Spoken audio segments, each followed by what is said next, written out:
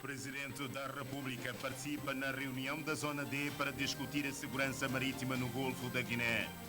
As autoridades estão preocupadas com a baixa qualificação dos jovens para o mercado de trabalho. O Sudão do Sul poderá registrar a pior crise de fome do mundo.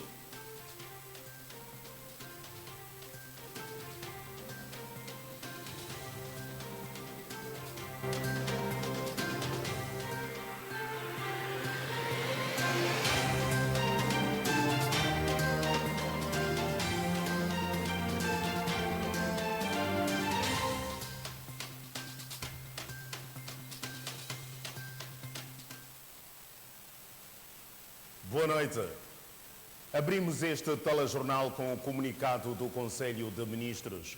O Conselho de Ministros do 18º Governo Constitucional esteve reunido na quarta-feira, dia 6 de março de 2024, às 9 horas, no Palácio do Governo, em São Tomé, na sua 47ª sessão ordinária, sob a presidência de Sua Excelência, o Primeiro-Ministro e Chefe do Governo, Patrícia Emerito Trovoada. Assim, tendo em conta os diversos assuntos nacionais e internacionais analisados, o Conselho de Ministros vem informar o seguinte: situação nacional. O Governo rejubila-se com o povo pela classificação de São Tomé e Príncipe como o terceiro país mais livre da África na 51ª edição do relatório Freedom in the World da organização Freedom House, sediada em Washington.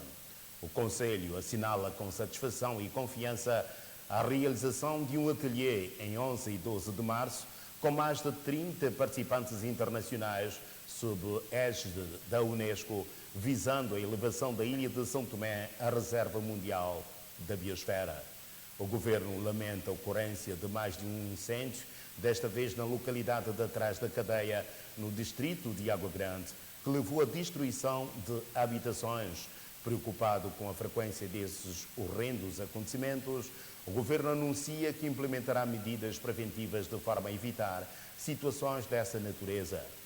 Na sequência da greve que se registra no setor da educação, o Governo lamenta a postura ilegal da intersindical afeta ao setor, que ameaça impedir os professores não grevistas de regressarem às aulas. O Governo alerta que, de acordo com o artigo 425 do Código do Trabalho, os piquetes de greve funcionam fora dos locais de trabalho e a liberdade de quem não der a greve não pode ser posta em causa. Por outro lado, relembra que, de acordo com o artigo 432, número 2 da mesma lei, o exercício ilícito de direito à greve leva à responsabilidade civil e criminal, a razão pela qual a assunção de responsabilidades nessa matéria deve ser aferida de forma individual.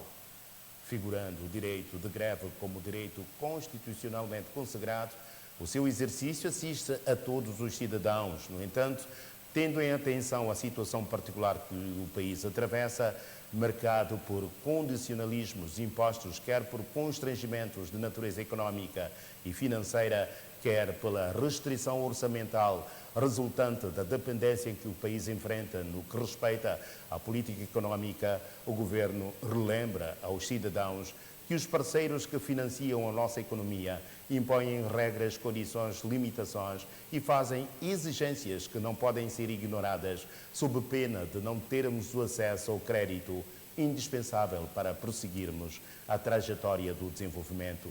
Nesse pressuposto, e apesar de todas as adversidades, o Governo apela a maior consciencialização dos cidadãos e a manutenção do espírito construtivo que caracteriza os são-tomenses, o mesmo que também anima e encoraja o Governo. Matérias específicas de desempenho e funcionamento setorial. Foi autorizada a extensão da fase 1 do período de pesquisa do contrato de partilha de produção para o Bloco da Zona Económica Exclusiva de São Tomé e Príncipe, para uma análise mais detalhada dos elementos recolhidos, feito em São Tomé, aos 6 de março de 2024. Assinado o Ministro da Presidência do Conselho de Ministros dos Assuntos Parlamentares e Coordenação do Desenvolvimento Sustentável, Lúcio Magalhães. Foi, portanto, o teor do comunicado do Conselho de Ministros. Também uma nota enviada à TVS, o Ministério da Educação, Cultura e Ciências vem informar a todos os professores que estão sob regime de contrato que os mesmos devem salvaguardar e cumprir na íntegra os pressupostos legais tipificados na Lei 6/2019, que aprova o Código de Trabalho, sendo com o contrato de trabalho é um acordo bilateral de vontades celebrados entre os empregadores e o empregado, mediante a aceitação de ambas as partes de todas as cláusulas pré-estabelecidas, que constituem um instrumento jurídico que vincula os contratantes aos compromissos por eles assumidos e produz efeitos jurídicos próprios, que é a criação de obrigações. Portanto, sendo o contrato de trabalho acordo para estabelecimento entre as partes, ou estabelecido entre as partes, cabe a cada uma delas zelarem para o cumprimento cabal do que vem nele estabelecido, como emana o artigo 1152 do Código Civil vigente, sob pena de a parte incumpridora arcar com as devidas consequências que advirá do seu incumprimento. Embora a greve seja um direito dos trabalhadores plasmado na lei, os trabalhadores em contratos e os extraordinários têm as suas especificidades próprias com base no contrato por si assinado e com os termos aceitos pelas partes na elaboração dos contratos, com as suas formas próprias de reivindicação, negociação, resultante da denúncia ou rescisão do próprio contrato. Para dizer que greve não constitui uma das formas de reivindicação dos direitos dos trabalhadores em regime de contrato de trabalho. Logo, os trabalhadores em regime de contrato e os professores extraordinários encontram-se em clara violação das cláusulas contratuais estabelecidas, incorrendo assim no incumprimento, o que dá direito à consequente rescisão do contrato por justa causa por parte do empregador, nos termos do artigo 325 conjugado com o artigo 103, ambos do Código de Trabalho.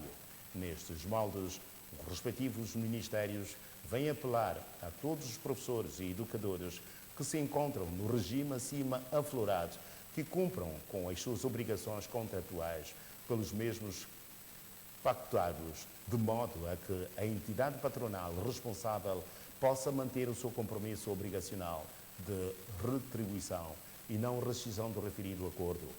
O Ministério da Educação, Cultura e Ciências, São Tomé, 6 de março de 2024. Foi, portanto, o teor do comunicado do Ministério da Educação, Cultura e Ciência na sequência da greve dos professores.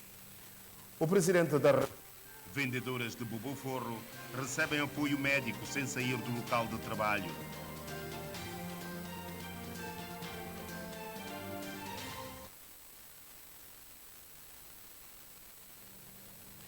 Portanto, o Presidente da República, como dizia, vai participar na reunião sobre a proteção da zona marítima do Golfo da Guiné.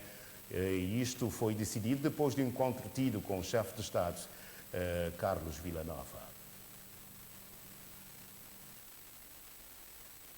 A visita de rotina do secretário executivo da Comissão de Golfo da Guiné a São Tomé e Príncipe tem servido para avaliar o reforço de segurança marítima do país.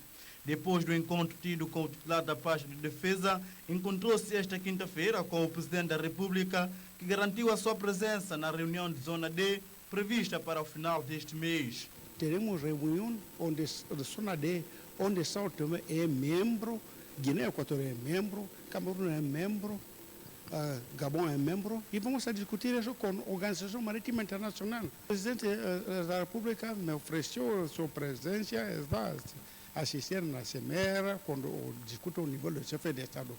Mas a nível muito baixo deve estar o ministro ou peritos. A Comissão de Golfo da Guiné desempenha um papel vital na promoção de segurança marítima e cooperação entre os países membros. Esta comissão busca abordar questões como pirataria, roubo à mão armada e outras atividades ilícitas que ameaçam a instabilidade marítima.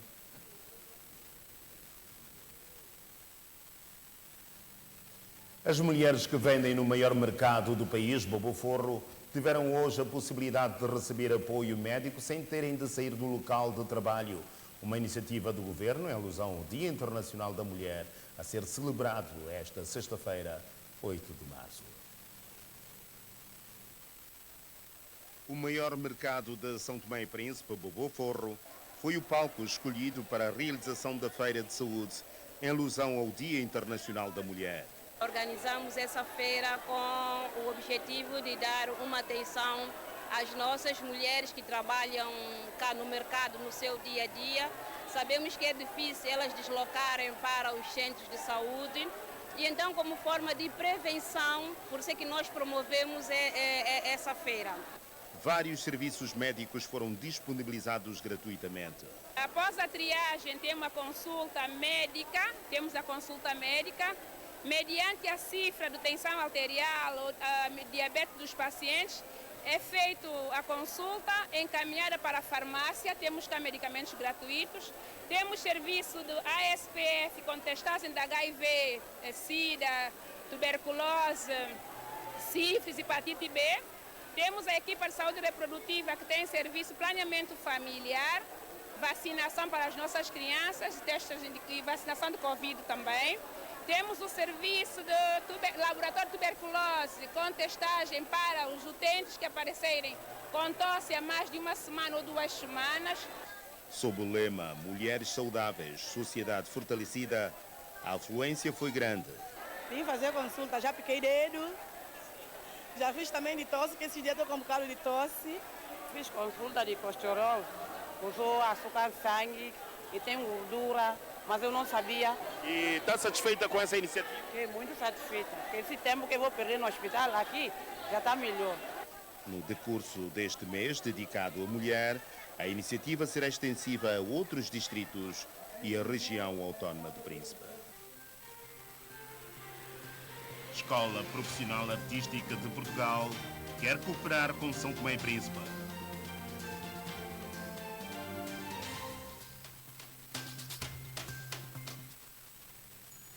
Quem não consegue explorar as terras do Estado deve devolvê-las, disse o Ministro da Agricultura, Desenvolvimento Rural e as Pescas. Abel Bom Jesus visitou as comunidades da antiga média empresa agrícola Ubabud, Praia e Alto Douro e manifestou-se descontente com o que viu. A situação é alarmante na média empresa agrícola Ubabud Praia, mas o empresário ainda não baixou a guarda. A empresa, que desde 2000 está sob gerência de Diodato Neves, não consegue render ao empresário nem ao Estado santomense. Dificuldades é sempre, né? Sempre houve. A gente na agricultura sabe que é muito trabalho, sempre, e às vezes nem tanto dinheiro. A média empresa de Ubabud Praia tem uma sede ainda em boas condições de conservação, que alberga serviços administrativos, secagem de cacau, cubas e oficinas, mas, devido a dificuldades diversas, está subaproveitada. Dificuldades de mão de obra, dificuldades financeiras, a gente tem que ir ao banco buscar dinheiro, os juros são altíssimos e o maior flagelo com que se depara agora é a questão do roubo. Não está conseguindo dar volta à situação? Não é possível. E eu não sei, e eu não compreendo, ou nós não compreendemos, como é que uma coisa que lhe dá prejuízo e você continua agarrado. E não é só aquele caso, é como N casos. E Santo Tomé fala que uma ola quega cate peso, xisum fetema com cocangunha. E as pessoas têm que saber que quando as terras não é da Bel, não é do Beltrão, não é do Secrano, a terra é do Estado. É dado para nós explorarmos. Exploramos. Quando a gente não consegue, devolve. Em situação semelhante está a média empresa Alto Douro. Porém aqui, os jovens da comunidade, ao constatarem a incapacidade do proprietário de garantir produtividade, invadiram as terras. Depois de ir ao encontro do Ministério, constantemente não houve êxito, então pretendemos trabalhar. E trabalhamos, cultivamos e então o Ministério veio ao nosso encontro para fazer visita para ver como está a evolução da plantação que nós temos nas parcelas. Está querendo me dizer que invadiu então a terra do outro médio empresário? Nós não invadimos. Pelo facto de não ter emprego, estamos na comunidade. E não há outra forma, então está capoeirada e pretendemos trabalhar porque o Ministério, fomos ao encontro do Ministério, o Ministério não tem estado a deslocar para terreno para saber o problema das comunidades e então pretendemos trabalhar. A jovem que tem 2, 3 filhos já não tem emprego, nem tem onde estar. Outro meu sobrinho está na minha casa. Vocês sabem que essas terras pertencem a alguém? Pertence ao Bernardo Pinto, sim. Naquela época, o Bernardo Pinto, como tinha esse poder de trazer preso para trabalhar a terra, vinha com os presos para trabalhar a terra. Mesmo assim vão continuar nessas terras dele? Olha, mesmo assim, porque ele não tem mais força de preso vir trabalhar a terra, os jovens que invadiram estão a trabalhar a terra e para plantar e desfrutar mesmo. Situação que colocou o ministro da Agricultura entre a espada e a parede. Por um lado, Abel Bom Jesus não quer invasão das terras, mas do outro lado também não está contente com os empresários que receberam as terras e não conseguem garantir a produção. Vamos ouvir a outra parte. Sabemos que também há muitos lotes aqui abandonados. Vamos atribuir esses lotes para os jovens que realmente querem trabalhar, que já deram um sinal. E quanto à média empresa, vamos encontrar um mecanismo próprio para trabalhar nesse sentido. O que é que o governo está a pensar sobre isso? Bom, o que o governo está a pensar é direcionar a atenção para o sector primário, que é a agricultura, até porque nós não temos outras formas de ganhar. Se nós não cultivarmos, se nós não produzirmos para poder fortalecer a nossa balança financeira, vamos continuar um país pedinte, quando no passado já se provou o contrário, que São Tomé e Príncipe já foi um país produtivo e autossuficiente. E o país continua o mesmo. O que acontece é que os homens não estão a colocar as coisas no lugar onde elas devem estar. Mas nós estamos a trabalhar, vamos sim dar incentivo àqueles que realmente querem trabalhar. Esse incentivo inicial é a terra. Já sabemos que também está-se a trabalhar num processo da linha de crédito para o sector primário. É nesse sentido que nós estamos a trabalhar. Para além desta situação, o ministro também ficou a saber que a área de expansão da comunidade está a ser aproveitada pelo médio empresário em detrimento dos moradores. Para efeito, o ministro da Agricultura, Desenvolvimento Rural e as Pescas acalmou os ânimos e prometeu analisar a situação com o médio empresário, dono das terras do Alto Douro. Segundo eles, um dos indivíduos que tem aqui uma média empresa, que está abandonada, é visível, também aproveitou a zona de expansão e proibiu a juventude de poder aproveitar para construir. Mas o Ministério da Agricultura, ou seja, o governo vai trabalhar nesse sentido para poder repor aquilo que nós chamamos que é a legalidade. Entretanto, enquanto a legalidade não for reposta, a comunidade de Alto Douro já garantiu que não vai abandonar as terras invadidas da média empresa Alto Douro. O governo está preocupado com a questão de baixa qualificação profissional dos jovens para o mercado de trabalho. Neste âmbito, a ministra da Juventude e Desporto, também o ministro do Trabalho e Assuntos Sociais, em parceria com a direção do Centro de Formação Profissional de Budbud, estão a promover uma campanha de sensibilização para que os jovens adiram os cursos profissionalizantes oferecidos pelo Centro de Budbud. Atrair os jovens a aderirem aos cursos profissionalizantes é um projeto tripartido com o intuito de estarem capacitados para o mercado de trabalho. Jovens preparados, capacitados, com formação, eles estão mais aptos para conseguir um emprego digno. E nós percatamos que o Centro de Budbud confere essas condições e estamos a apelar aos jovens que venham ao centro, que conheçam o centro, porque existem cá oportunidades de formação para eles em várias áreas. O centro está em condições para receber formandos, jovens que o Ministério mandar para nós, formarmos, capacitarmos, promovermos estágios com esses jovens, de modo que possam ter aptidões, capacidade para entrar no mercado de trabalho. Segundo a ministra da Juventude, vários jovens têm interesse em obter um curso profissional, mas deparam com algumas dificuldades, principalmente financeiras. Nós percatamos também que nós temos alguns jovens em localidades distantes, em distritos mais longínquos, que querem vir formar aqui, mas têm essa preocupação do transporte, de virem até aqui ao centro. Percatamos essa dificuldade e nós também vamos trabalhar para ir de encontro a essa necessidade desses jovens que querem formar aqui. E o centro também está a trabalhar numa lógica, numa perspectiva de também irmos às comunidades e levar-los as formações até eles nas comunidades onde eles residem. O estágio profissional é outro assunto que está sendo equacionado pela ministra após a conclusão dos cursos. E que estamos também a trabalhar conjuntamente com o Ministério dos Trabalhos, que é a questão do estágio profissional. porque nós também podemos ter muitos jovens a saírem com formação e realmente termos essa dificuldade de como eles conseguirem emprego logo. Então nós vamos trabalhar nessa perspectiva também do estágio profissional para esses jovens, de forma a eles conseguirem estar mais aptos para o primeiro emprego, para entrar no mercado do trabalho. O Centro de Formação Profissional de Budu tem a capacidade de acolher cerca de 400 alunos em diferentes áreas de formação.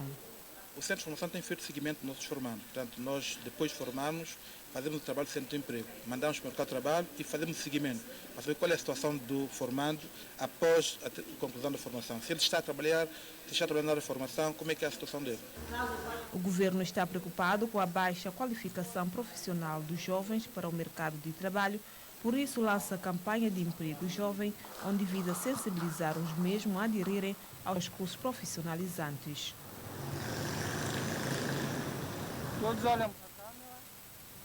Está no país uma delegação representativa da Escola Profissional e Artística de Marinha Grande, Portugal, para conhecer a realidade dos centros de formação profissional do país, para saber como criar uma cooperação duradoura no futuro. A delegação visitou a Fundação No Futuro, o Centro de Formação Profissional, a JOLF, e várias outras instituições para conhecer de perto as suas atividades. Esta é uma primeira visita de troca de experiências e de aconchego profissional entre instituições da área profissional de São Tomé e Príncipe e Portugal. Nós estamos cá para conhecer a realidade das escolas profissionais aqui em São Tomé e amanhã vamos ao Príncipe conhecer para ver qual a possibilidade de fazermos partilha de boas práticas, ver o que é que podemos aprender convosco e o que vocês podem aprender connosco. E essas boas práticas, digamos assim, incluem que áreas de educação? A nossa ideia é desenvolver um projeto na área da gestão escolar, ou seja, capacitar as escolas e as direções das escolas de ferramentas e meios que permitam que o projeto educativo de cada escola e a programação anual e a ligação ao mercado de trabalho, ao ensino superior e às outras entidades sejam feitas de uma forma coerente, dentro de parâmetros de qualidade e de processos de melhoria contínua. Estão no país para uma visita curta Rogério Simões e Carla Medeiros para se inteirarem do funcionamento das instituições formadoras do país e criarem em conjunto uma estratégia de cooperação com ganhos mútuos. Visitaram a Fundação Novo Futuro, Centro de Formação Profissional, a JOLF e várias outras instituições profissionais de São Tomé e Príncipe. Dada a exigência do mercado, né? O mercado de emprego, digamos assim, a realidade que muitos alunos vão a sair do país em busca de oportunidades. Então, por que não conhecer a realidade do país e qual é a necessidade do aluno no ramo de formações e trabalhar com as escolas, sobretudo escolas profissionais, nesse âmbito de apetrechar ou, posso dizer, capacitar os alunos aqui, ainda que eles venham a sair do país, mas que chegam lá já com alguma base. E não só no ramo do mercado, mas também na ética profissional, na vida em si. Preparar o aluno para a vida e para o mercado. O objetivo é esse, é conhecer a realidade, de forma a estabelecer parceria e partilha de boas práticas, tanto nacionais como internacionais. E futuramente os professores daqui poderão ir a Portugal, à Espanha, conhecer a realidade e haver uma troca de experiência para melhor servir ao país no ramo da educação e formação. A visita vai continuar nos outros centros, incluindo os da região autónoma do Príncipe.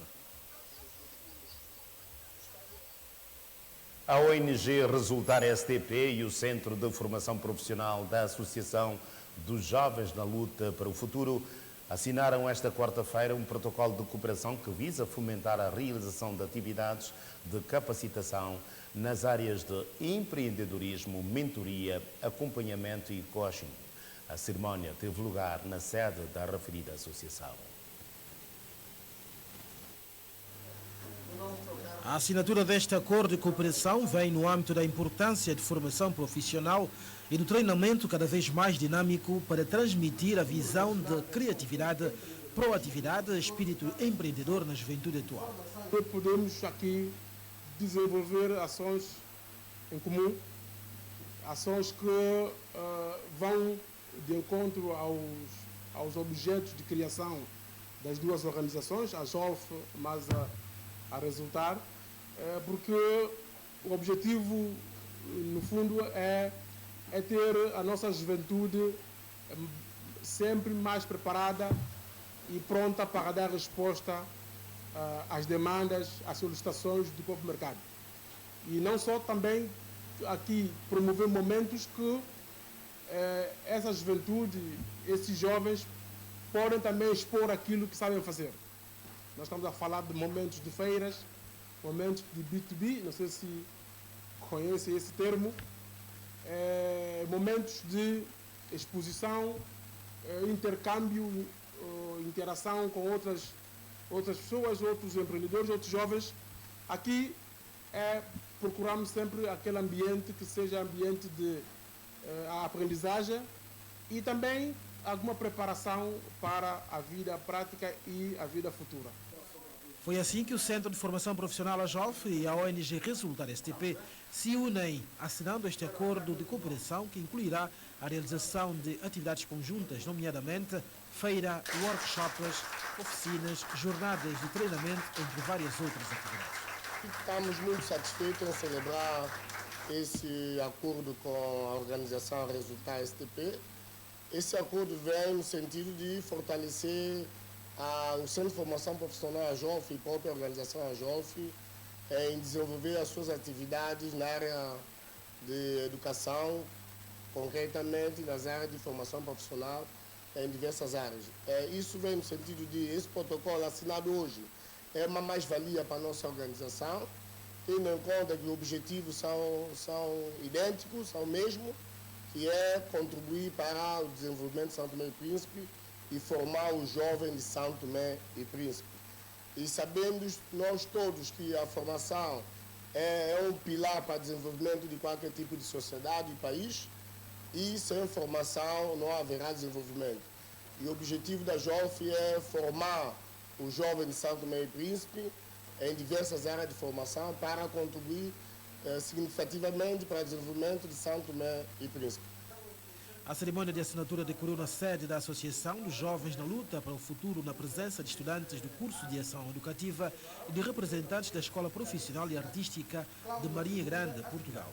Eu penso que são muito importantes porque o processo de aprendizagem, de dar capacidade e ferramentas aos alunos passa, para além das competências técnicas, passa muito pela capacidade de trabalhar outras qualidades, outras competências que nem sempre estão nos planos curriculares. Por isso, tudo o que ligue o que aprendem nas aulas com a realidade, através de feiras, de atividades, de workshops, que desenvolvam outras competências como a resiliência, o empreendedorismo, a capacidade de se reinventarem, é sempre bom e faz todo o sentido. A assinatura deste protocolo abre portas para a realização conjunta de atividades criativas, educativas, profissionais pelas duas instituições. Bombeiros justificam as reclamações da população sobre a chegada tardia ao terreno.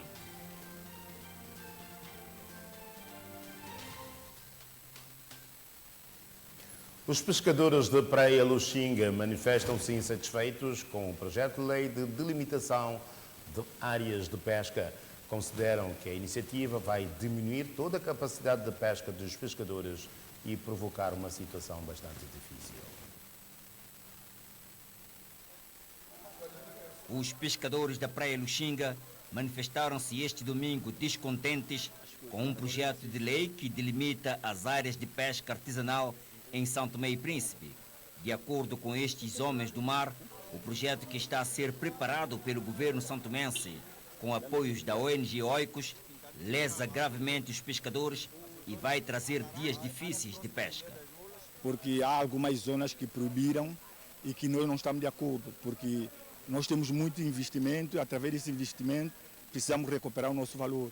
E a área de Porto Alegre, a área de Léo Santana estão proibidos e que nós não podemos pescar. E é zona que nós enfrentamos mais, porque é zona onde o peixe enfrenta. Por isso que nós não podemos aceitar aquilo que o governo quer nos propor. E é uma zona que, se o governo nos proibir, nós vamos ficar lesados e vai haver muito desemprego.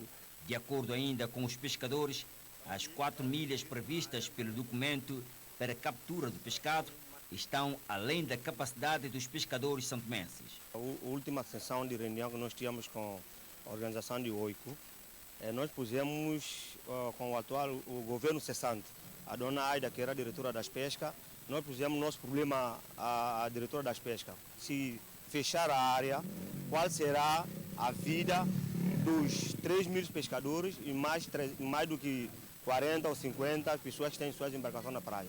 Então ela diz que isso vai ficar pendente até que a própria ONG OICO arranjar meios para ajudar os pescadores quanto à fechação da área marítima protegida. Agora, isso não aconteceu. Isso não aconteceu. Daí que os pescadores alertaram o governo santomense a não embarcar neste projeto por considerar ser lesivo à vida dos pescadores. Só está tomando iniciativa, nós vimos na televisão, não nos chamou, porque toda a reunião chamava o governo cessante. Mas agora ele não nos chamou, fez a reunião, elaborou a lei só não chegou à mão. E nós já lemos aqui, poima, área, agora vamos pescar até 4 milhas. Senão não ultrapassamos uma, como vamos até 4? Agora, não há condições também para você chegar a isso, porque nosso mar é muito fundo, e eles sabem disso, eles são biólogos do mar. Eles sabem disso, e nós pescamos na Bahia, onde é a nossa área da terra, para nós pescarmos peixe. Agora, se eles vão mandar para milha, estamos para aqueles que têm GPS, que pescam pesca de corico, estamos para melão, neve, mas para Gamoana não temos outro sistema de pesca. Bom senso, porque essa lei vai ter muito desemprego e vai criar muito tumulto aqui na nossa comunidade e em Santo Tomé, porque nós pescamos, para aí compra, condutor carrega, quer dizer, um conjunto. E outra coisa, proibindo isso, e quem fez o seu investimento? A pessoa que tem investimento de 1 milhão, a pessoa que tem investimento de 1,5 milhão, a pessoa que tem investimento de 2 milhões, e esse dinheiro vai ficar como? A delimitação da área marítima protegida é um documento da ONG OICOS que começou a ser desenhado há cerca de 4 anos. Neste momento, o documento que deverá servir de suporte de atuação ao governo santomense encontra-se na fase final da sua preparação, segundo os pescadores. Daí que manifestaram-se preocupados com os possíveis constrangimentos que o projeto poderá trazer à vida dos pescadores.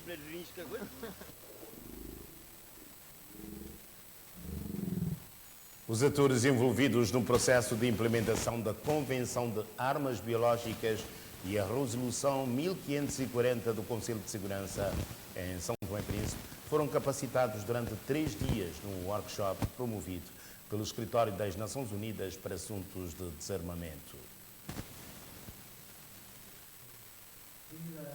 A Convenção sobre Armas Biológicas e a Resolução 1540 são 2 instrumentos do Conselho de Segurança das Nações Unidas para livrar o mundo das armas biológicas e tóxicas. As armas biológicas não passam de agentes biológicos, não é? Podem ser classificados em muitos casos como doença, como exemplo o Covid-19, e depende muito da intenção do usuário.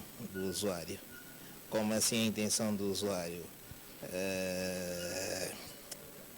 Quando existe intenção de algum ator, principalmente no caso enquadrado aqui ao seminário não governamental, em usar agentes biológicos como arma para que possam eliminar uma determinada população, um número grande de pessoas, aí podemos estar diante de um caso de arma biológica. Por isso, o país estabeleceu uma equipa multissetorial envolvendo os Ministérios dos Negócios Estrangeiros, da Economia, da Defesa e Administração Interna, que durante 3 dias participaram neste workshop com vista a dar maior seguimento a este processo. Desses 12 instrumentos relevantes para aquilo que é a estrutura internacional no que toca à paz e segurança, desarmamento e não proliferação de armas de destruição em massa, que têm fortes benefícios para aquilo que também é a condição de segurança, de defesa e segurança do próprio país. Então o seminário visou principalmente capacitar o ponto focal nacional e todos os agentes que estejam envolvidos nessa tarefa, todos os ministérios e agências importantes, para que possam daqui para diante estar melhor preparados para abordar e implementar esses 2 importantes instrumentos. O governo reconhece a importância deste instrumento para o país e acredita ser necessário o engajamento de todas as partes envolvidas. As ameaças representadas por estas armas biológicas vão além das fronteiras nacionais. Como tal, Santo Tomé e Príncipe se engaja crucialmente neste processo. Como vai para além das fronteiras nacionais, pode afetar a saúde humana, animal, o meio ambiente também a nível global. Os centros de pesquisas, os laboratórios de pesquisa e de defesa biológica, programas de desenvolvimento ligados à matéria, desempenham um papel crucial neste processo, fornecendo informações relevantes aos escritórios das Nações Unidas e aos Estados partes deste processo. O representante do ministro da Economia reiterou o compromisso assumido pelo país de utilizar a Convenção como uma estratégia para alcançar o consenso global.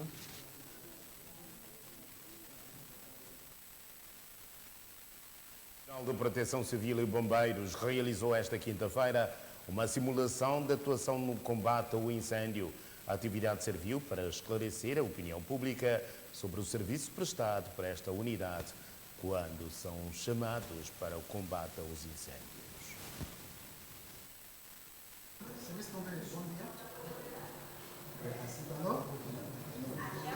O alerta foi dado por volta das 9 horas da manhã. O Serviço Nacional de Proteção Civil e Bombeiros foi chamado para combater o incêndio na Zona X do distrito de Água Grande. A sirene foi acionada e uma equipa de cerca de 13 profissionais prontamente avançaram para dar resposta à ocorrência. Trata-se de uma simulação realizada pelo Serviço Nacional de Proteção Civil e Bombeiros para a demonstração da capacidade de atuação e resposta em caso de ocorrências. Diariamente temos estado a ouvir da nossa população de que nós deslocamos ao teatro da operação, que é o combate ao incêndio, com a viatura sem água e às vezes chegamos atrasados. Então, nisso tudo é para elucidar como é que é o procedimento das nossas equipas aqui, desde o momento que nós recebemos uma comunicação até o teatro das operações, que é o combate ao incêndio em si. No processo de atuação dos bombeiros, existem 3 fases. A primeira aprende-se com a comunicação do acontecimento. Nesse período do contato com a população, às vezes o comunicador leva 2, 3 minutos só para identificar a outra pessoa que está do outro lado, que às vezes não quer identificar, só quer dizer, há um incêndio e vem, e às vezes nós precisamos de alguma informação credível, porque muitas das vezes também já fomos para muitos locais de incêndio e eram incêndios falsos. Neste momento, o Serviço Nacional de Proteção Civil e Bombeiros só dispõe de 3 viaturas e, segundo o porta-voz desta instituição, a capacidade dos veículos condiciona a segunda fase, que é a de alerta e preparação dos meios. As viaturas que estão aqui são operacionais, mas eu quero dizer que não são operacionais a 100%. Porque normalmente as viaturas novas, para desbloquear, é só ligar a chave e 5, 2, 3, 1 minuto, 2 minutos, elas já estão cheias de gás para poder sair. Mas essas não, essas já demoram 5, 6 minutos para poderem desbloquear do chão. E depois, sabe também que uma coisa que eu também ia esquecer de dizer, é o trânsito para o local de ocorrência. Nós temos muitos problemas na nossa deslocação ao local de ocorrência por causa de as nossas estradas, os nossos motoqueiros, os nossos taxistas, todo quanto são usadores de estrada, às vezes não facilita o trabalho nosso. E depois, quando chegamos ao local, tem outra situação que são os acessos. Os acessos são para nós o calcanhar daqueles. A última fase é a de execução. No local de incêndio, os bombeiros utilizam 2 linhas de combate, proteção e de ataque. As 2 mangueiras utilizadas gastam 500 litros de água por minuto. Nós aqui no nosso quartel temos 60 mil litros de água aqui conservado. Temos 2 tanques, um aéreo e um terrestre, que cada esse tanque tem 30 mil litros. Para além de um depósito que nós temos no Estádio Nacional 12 de Julho que nós usamos, naquele depósito tem uma capacidade de 100 mil litros de água. Então, nós não temos como não ter água para o combate. A situação é mesmo essa que nós temos aqui, empregar maior força, por exemplo. Quando o incêndio é grande, temos que empregar maior força, que é aquele 500 litros de água por minuto que nós usamos para combater incêndio. Então, a fim de 2, 3 minutos, para um carro de 2.500 litros de água, nós não teremos água no primeiro carro de intervenção, por isso que temos que reabastecer. Isso aqui é que nós queremos explicar à nossa população, a lucidez de não dizer que os bombeiros saem daqui do quartel sem água nos carros. Em média, a unidade registra 70 ocorrências de incêndios residenciais por ano. Para o combate ao incêndio, o estipulado seria ter 2 equipas operacionais com 10 elementos e uma de reforço, e neste momento o serviço não possui recursos humanos suficientes.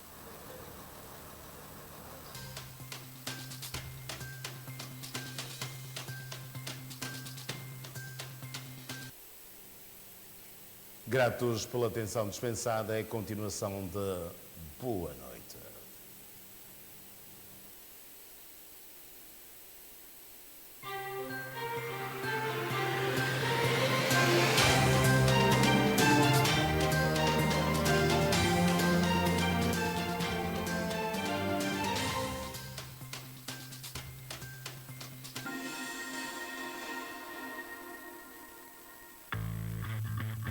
Sabias que a CST foi reconhecida